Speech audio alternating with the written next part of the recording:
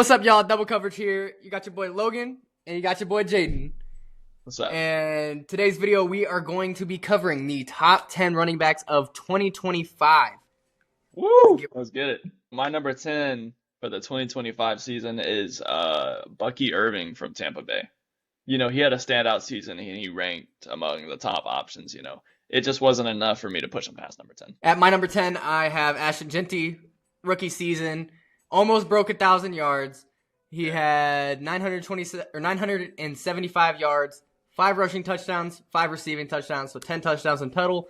And the reason I have him at number 10 is because yards after contact was 1,021. So that was 83.6% of his yards were after contact. So I had to throw him in at number 10. He's definitely, the only star in my eyes on the shitty Raiders team. Hey, but, Brock Bowers. Don't forget about him. Of course, everyone knows Brock Bowers, though. At my number 9, which might come as a shock to you, I got Derrick Henry. You know, I think he started. I think he started slow, but towards the back end of the season, you know, he started to pick up his performance with a high TD count and mass yards. At my number 9, I have Javonte Williams of the Dallas Cowboys, sitting at 252 carries, 1,201 yards, and 11 touchdowns on the ground. I put him at number 9. He had 2 back-to-back 1,000-yard seasons, 9th in yards, 8th in touchdowns. So I feel like he deserves the number 9 spot. So at my number 8, I got Kyron Williams. He was a consistent producer with high touchdown numbers and a solid efficiency. You know, this is in the 2025 season and in fantasy points. I also have Kyron Williams at my number 8 spot, so that's kind of crazy that we matched up right there. That's also my number 8 spot. Number 7, I got Jonathan Taylor. You know, he was a dominant force, and he had a high touchdown, production with surpassing 1,500 yards. So I have Devon Achane at my number 7 spot. That's crazy. I know it's crazy, but just let me get through it. We got 1,350 rush yards, 8 touchdowns on the ground. We have 4 touchdowns in the air for only 448 yards. So I have him down at number 7 because he only had a total of 12 touchdowns. So that's what I have him down at number 7 for. Okay. But he was the only bright spot on the Dolphins, honestly. Yeah, yes, he was. So funny enough, at my number 6, I have Devon Achane, a highly efficient, with over 1,350 yards, and he was crucial in their passing game as well. At my number 6, I have James Cook. And the reason I have James Cook the reason I have James Cook so low is because he only had 12 touchdowns. He led the fucking league in rushing yards. I get that, but you're a running back. You're supposed to get touchdowns, all right? Yards isn't all that. You need to get touchdowns. He's not a finisher though. He's the wagon. Exactly. He's the wheel. Exactly what you just said, not the finisher. So that's why I have him at number 7 on the running backs. Hey, I disagree with that, but it's you mean number 6. There is 6. Yes, 6. All right. So at my number 5, I got Saquon Broccoli,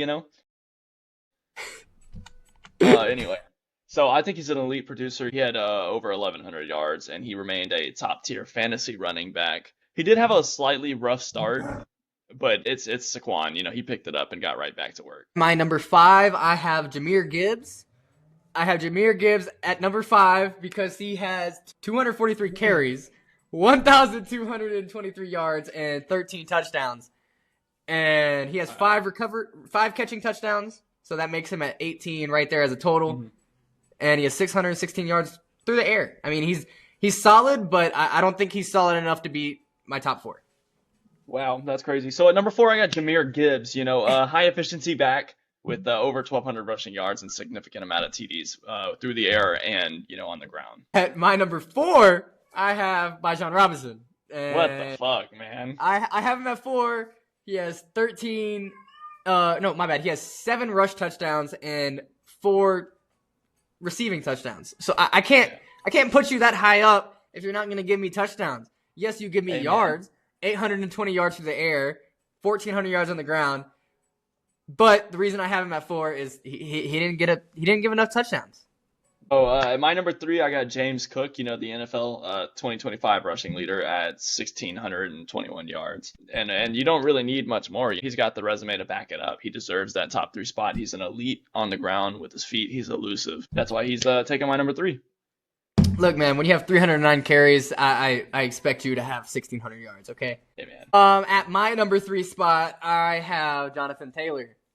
Okay. Led the league in touchdowns at 18, third place for yards at 1,500, almost 1,600, and first place in carries at 323. So he had the opportunity, and he strived from that opportunity. He got the most touchdowns in the league for running backs, and that's why I have him at number 3. So at my number 2, I got KW3, the big Kenneth Walker King.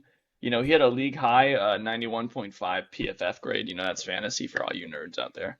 But he had 1,480 yards, and I think he really was a reason like that the Seahawks were able to go so far. He is the offense ground game for them. At my number 2, I have one of the all-around best running backs that you can have on your team, Christian McCaffrey. Okay, if he stays healthy, he has this type of season where he can have 311 carries, 1,200 yards, 10 touchdowns on the ground, and then in the air, 7 more touchdowns for almost 1,000 yards receiving as a running back is insane. He had 924 receiving yards on top of 1,202 rushing yards, 17 touchdowns in total. That's that's more than 2,000 yards from one player. Like that is a great season. My number 1 finally is the GOAT. I've been a big fan since his rookie season, is Bijan Robinson. So you don't have Christian McCaffrey in your fucking line at all?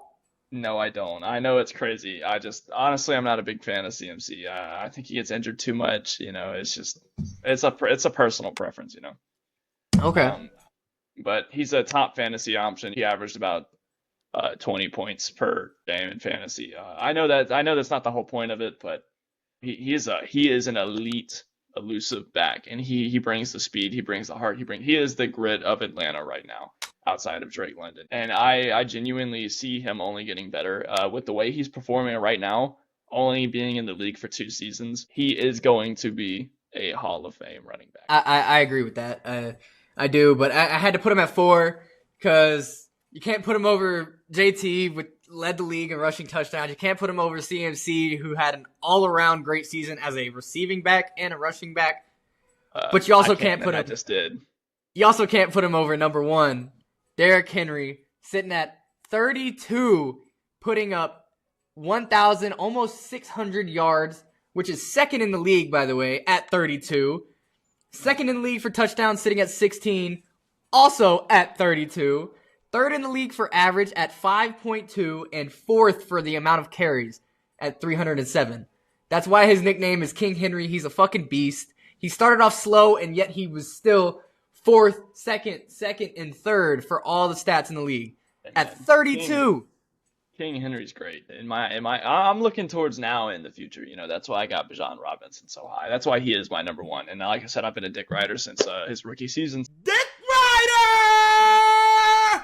Dick Rider! Dick Rider! Dick Rider! So good luck getting me off. You know what I'm saying? Pause. Anyway. No pause. Full Diddy. That was for him. But that was our top 10. Yeah, I feel like we had a pretty solid list right there. We had some in the same spot, some one down, one up. Honestly, I think overall though, we can both agree we both had solid lists. Every person I think we named deserved to be on that list. There's just not enough spots, unfortunately. So I do agree with that. But yeah, that was our top 10 running backs of 2025, and our next video is going to be the top 10 tight ends of 2025. Ooh.